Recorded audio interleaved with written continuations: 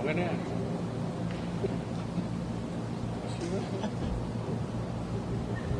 Thank you. What is the dialogue here? Bisaya or Tagalog? Bisaya. Okay. Let me introduce my entourage. Secretary Delfino Lorenzana, Undersecretary Arthur Tabaquero, General Ricardo Bisaya, Lieutenant General Eduardo Anyo, Lieutenant General Mayoralgo de la Cruz, Major General Gerardo Barrientos Jr., the officials, men and women of the Armed Forces of the Philippines and the National Police, kasama ko sa trabaho, mga kababayan ko. I'm making the rounds so that I'd be able to have a good grasp sa iba kasi lain man ko ng basa na hatag lang lain po ng ako matanaw yun ang well, of course sa kampo ninyo, and I'd like to meet you. I'd like to shake hands with everybody. I hope I would have the time. Kani ba atong nasod wala gini katilaw og kanang kapayapaan nga basig asa ka moadto sa Pilipinas na walay sangok, walay hakadlok, wala tanan. And naapatay gin atubang sa NPA, naapatay gin atubang sa Muslim insurgency, naatay ginahimong istorya para sa mga Moro, MI of MN nung magkausa na lang unta sila. O ang ubang problema sa atong nasod. Bisi na unta ta pagkatubang ni aning problema na pagoy droga. And I see a looming problem. Tan-aw na ko within 3 to 7 years from now. Magka-problema ta sa ISIS. In some parts of the island of Mindanao, may mga tao nga puti. And I suppose mga Arabo na. They're here as missionaries. Wala sila'y armas, but they are into indoctrination. Muna'y kahandukan kay sama sa mga komunista, pag humanaan maklear na nila ang lugar, nakita nila maayo, musod na ng ilang political officers. Kana may delikado kay ang ginalutoan na ang utok. And natay problema there is a Muslim insurgency and we must arrest them before dili sila ang atong mga kaigsuunang Moro dili makontaminate sa ISIS disease. There's something wrong in their minds about killing people unnecessarily without question, no rhyme or reason. Ang mga babae nga di mo sugot makipagtalik sa ilang sunugon. They burn people to death for apparently no reason at all. Ang ilang kontratao, civilian, hindi na mamili. Naay military, okay lang sa ila. Naay police, okay. Civilian, mas maayo. And they are into massacre. Moni lisod, moni pinaka. Ngayon, Amerika, wa man magyug nag-import siya og terrorism.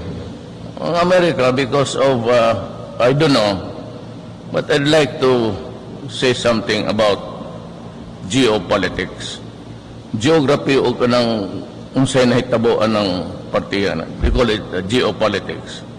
Either because gusto nila i-control ang usa ka ng Muslim world or nga rin gusto ang caliphate to establish ang Al-Qaeda. Matay lisod na sa atong nadak-ang pagtuo dili na pwede. And so I would like also to say something. dili pa karon, but I would rather that you be prepared. Si Secretary Lorenzana niingon ni adto nga bag-o pa ming sulod sa gobyerno, it would be desirable to have more troops on the ground. Ingon sila kung pwede 20,000. Nako kang Delphi na murag dili ko na mahatag karon tuiga ba next year. But I would rather be prepared. Bahala nagmaglisod ta sa kwarta basta na ako'y tao ng masaligan, wa may lain dere Armed Forces of the Philippines o PNP nga akong i-prepare na ako tanan for that eventuality.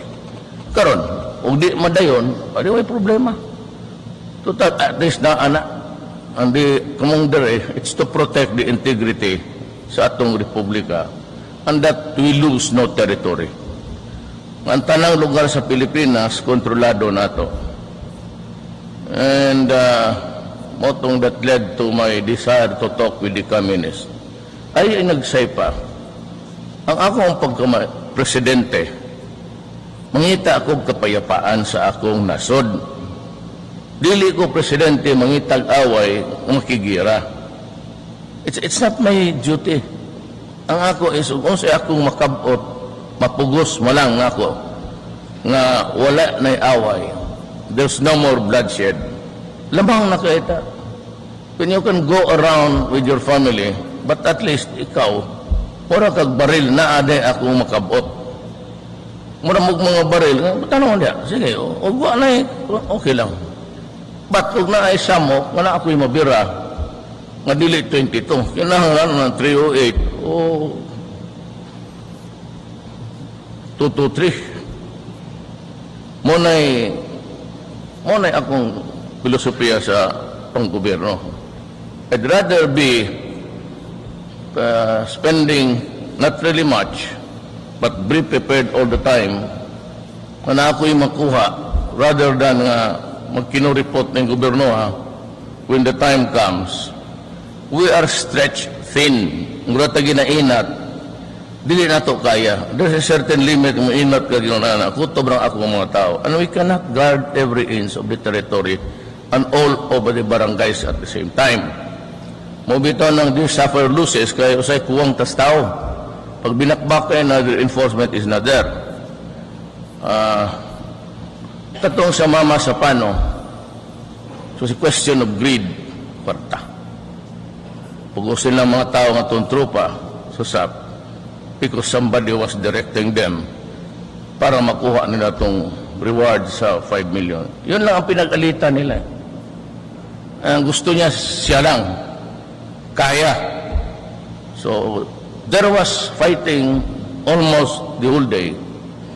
Naamunta ang Region 11 as Davao City na ay one day ang mga helicopters naapod sa Awang, naapod sa Jensan. But there are these things nga dili mahitabo sa akong panahon. Di ko masagot ingon anang tinurpi nga desisyon ba. It's very stupid. Maasahan na niyo, di ko masagot ito yung anak. That is why I place at your disposal a certain amount. Karong inanak ko, Secretary Lorenzana, palito na na. Manang publish sa newspaper about D&D questions, wala pa may anak. For just 2 months. Kato mga transaksyon hinawi nga binuang, we did not have any part of it actually. Tutong sa unang administrasyon to. Wala bipalit, but I gave a go signal. Kaya dako akong pagsalig kay Delphine Lorenzana because we were friends. When I was mayor many years ago, siya itong 75th second regiment sa Scout Ridge. Siya nagdala nga ito sa Davao. Moto nga ka nagkailam yan. That was about 10-15 years ago. So nag-go ahead and ulit tagbag kong armas. May mutabang na ito, kita yung manikamot sa kwarta. Small price to pay to be prepared, be ready. Unya ako yung tao nga, anad yun hasa sa away. Sumunang akong tanaw ko nga rin, bisita lang po ninyo,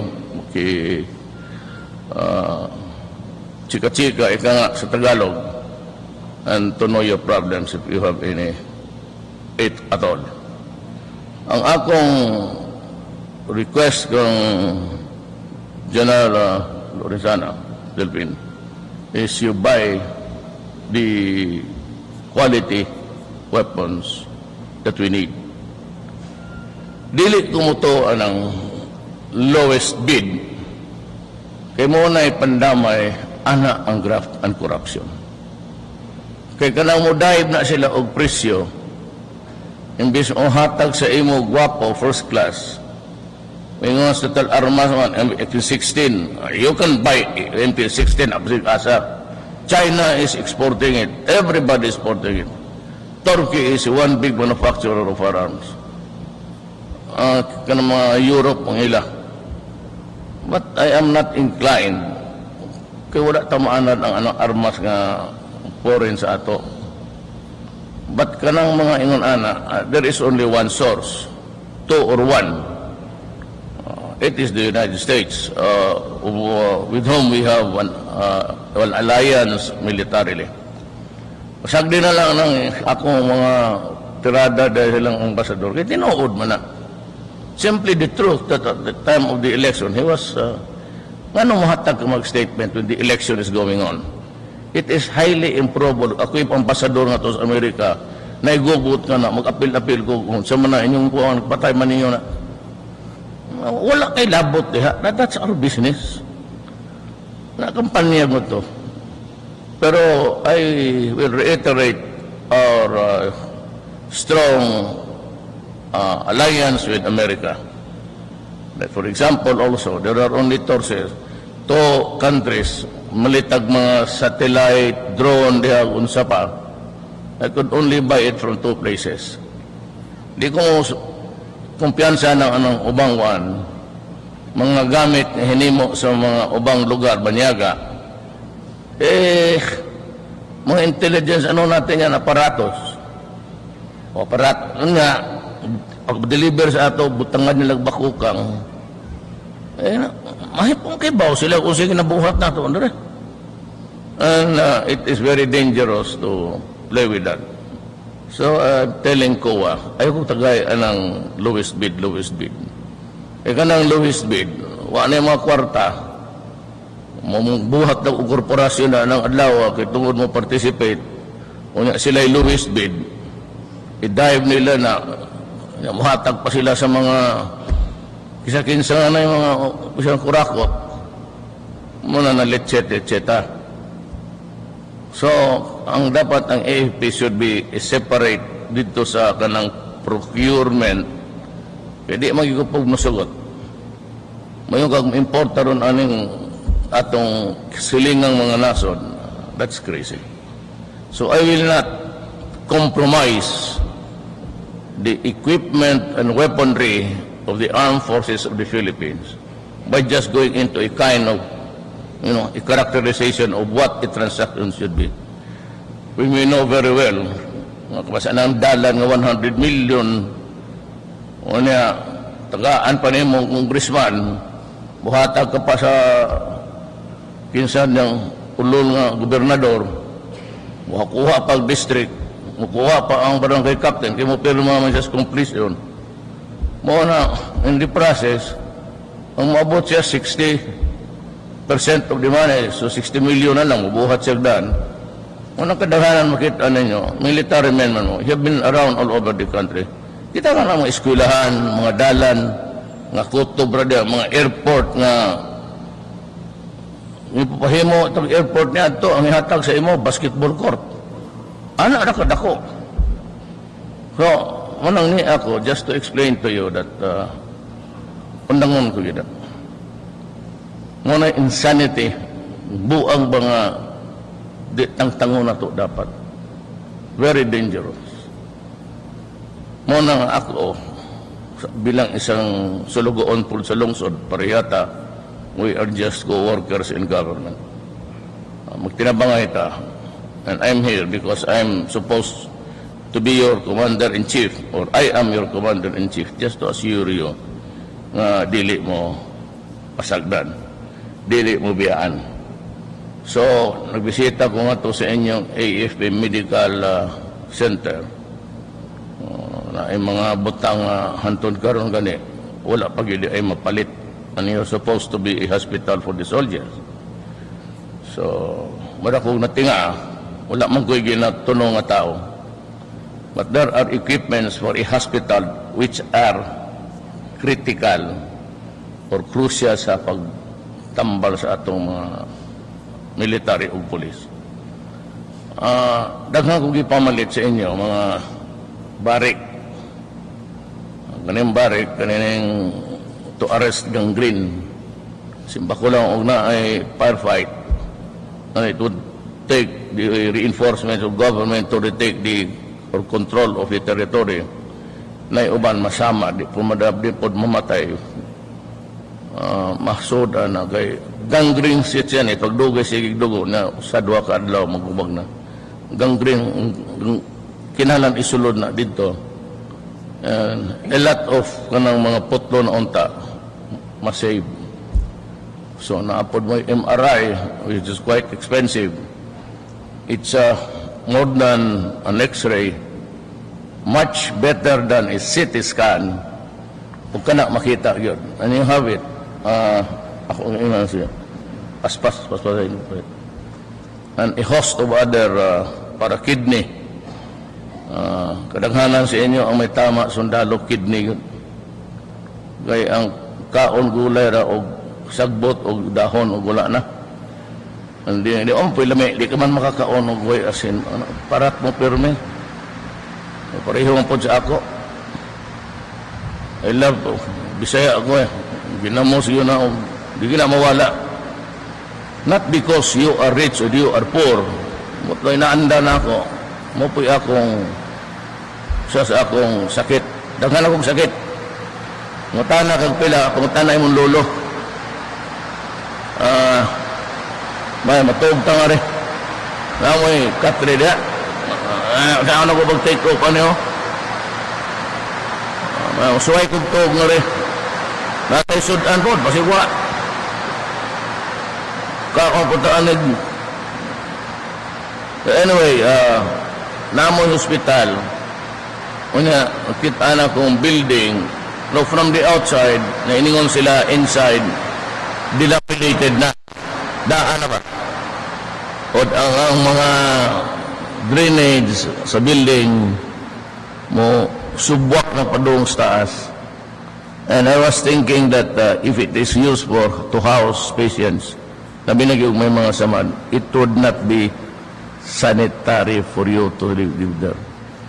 Gina na ako, i-refit na lang ng drainage and I gave you a new building para daghang mga hospital nga to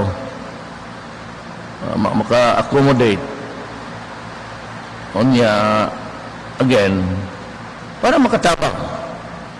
So muna akong nabuhat para sa inyo. Wa ako manghambog, dili man ako kwarta na sa tao, pero you must know na kwarta sa tao ibutang yun in the priority of the needs of the country. And that is one. Lain inyong uwan reda. Marag NPA. Kalit nagsipot ang mga buang. Nga mawa. Doon po na yun, bugiro kayo. Kung nagsisison, kung ka mga tang ina mo mga NPA, wag gani ko kagunit og barangay 24 oras. You are not able to hold any barangay here 24 hours. One as NPA, wave for wave. Na ako'y sispar untang gipatuman. Nasuko ko kay mga daghang gipabuto nilang landmine dito ko sa ospital pagbisita no. Kita ako sa mga ay na lang mo pangutanag unsay basta kita na ko ang sitwasyon. Utong gihatag na kung tanan niya naglagot ko. Kaning NPA na may press, I'd like to address myself to them. You know, kamo ba, mga Communist Party, CPP, NPA, o ang balaod ng international, Geneva Convention, pabor ka na sa inyo, you will pamugos gid mo, manumbong mo masig-asa, and lingo mo kanandakpon sa sundalo, magkasukaso pang sundalo, kay wala ta mo sunod sa Geneva Convention in the handling of prisoner. But one of the most important provision also in the conduct of war is that dili ka makagamit ng landmine. Ang akong concern no gyud ani is kanibang naamon inyong pamilya sa kampo. Ang Pilipino muuban pod ang asawa ug mga anak at tupod sa kampo. Dili matatanan dato. Wala po ta makabalit og balay. Wala po'y housing project, imong mabilin imong asawa, so inyong daton. Inyong mo gawa sa kampo, pagkuli sa mo sakay ng pamilya, o niya, paboton o paboto din nyo, landmine. Basta mga pamilya, mga bata, babae, nga wagid untay labot sa gera, kaya mo mang ginang gobyerno, wala may giharas, nga usa ka pamilya sa NPA, sunod mo dunta sila. It's a violation of the Geneva Convention. Muna ang reklamo na atay ceasefire, akong gitangtang. Karon, gusto sila maistorya. Namutana sila kung sa ako mag-ceasefire kay Agosto 20, mag-ceasefire daw sila mo. Iya ko sila makadungog pagganay ko basig kausa na ay sundalo sa Armed Forces of the Philippines or police nga mamatay, maangol, samdan, then forget. Ako, wala na tayo pistok. Ikaw ang pamuno para sa pagbabago. Sawa na ang bayan ko sa magnanakaw na tao.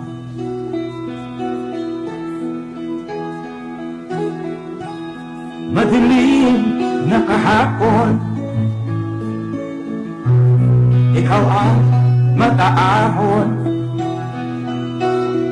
Daghang salamat, Sa Mr. piling President. mo, We are also request the President to Di grant ko equal opportunity to mawawala men and women